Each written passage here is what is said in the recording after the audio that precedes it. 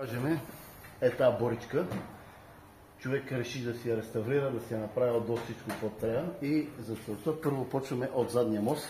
Купил е чисто нов заден мост, като за задния мост е купил чисто нови пружини, чисто нови амортисьори с прашници, чисто нови лагери, чисто нови предпазни щикови ламарини с нови дискове.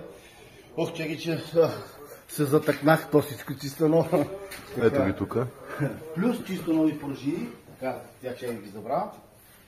И накладки. Амортисьори и лагери. Така. За отпред по същия начин. Чисто ново всичко по качване. Шарнири, тампони, втулки, биелетки, дискове, накладки. Ох, и съединител.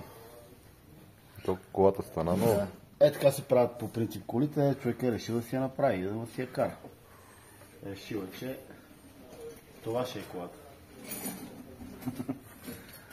Така се прави, приятели, да знаете. Ето забората, всичко ново. Вентилации. И отзад вентилации. И отзад.